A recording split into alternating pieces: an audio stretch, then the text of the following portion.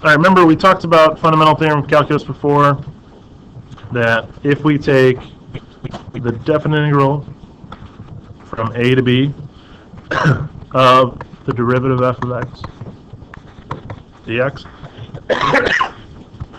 well, antiderivative of the derivative would be f of x, and then we evaluate that from a to b, so really we're doing f of b minus f of a. And that's how we've kind of learned and talked about evaluating definite integrals.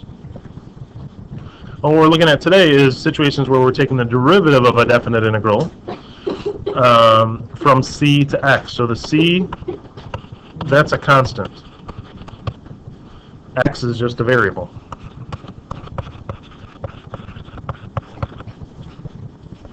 Well, what this is saying is that if we take the derivative of a definite integral from a constant to a variable, basically all we end up with is the function that's inside of that integral. So this is kind of our shortcut. I'm going to show you why that works, and we'll look at a couple where we work it out, but in general you can kind of use a nice little shortcut for these types of problems.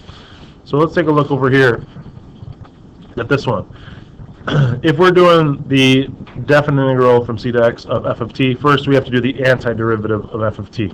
Remember we used capital F to represent the antiderivative before?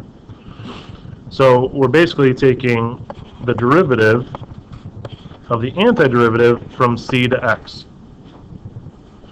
So that means we're going to evaluate that antiderivative. So we're taking capital F of x minus capital F of c. But then we're taking the derivative of each of these things. So what's the derivative of the antiderivative? The original function, right? Derivative, antiderivative. That's just going to give us f of x. Now this, remember, we have antiderivative f of c. So we're putting a constant into that function. That means we're going to get a constant out. So if we take the derivative of a constant, what do we get? 0. Thanks for your answer, Yor.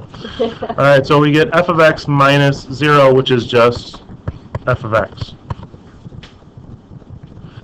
Now, this might make a little bit more sense looking at kind of a basic problem instead of just all letters and variables and things like that. So let's look at one real quick.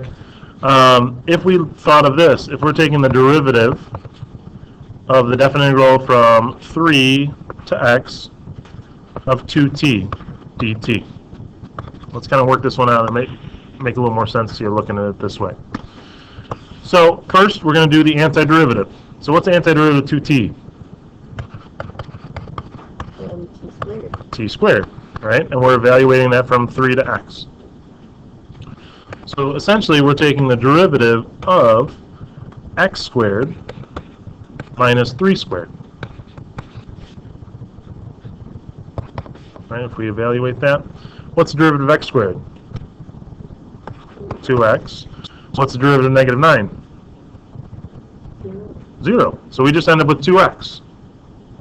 So again, here we showed work and worked this out, but this theorem is basically telling us a shortcut. Instead of doing all this work, all we need to do is take this and plug it in here. Right? The derivative of this definite integral from 3 to x of 2t dt is equal to 2x.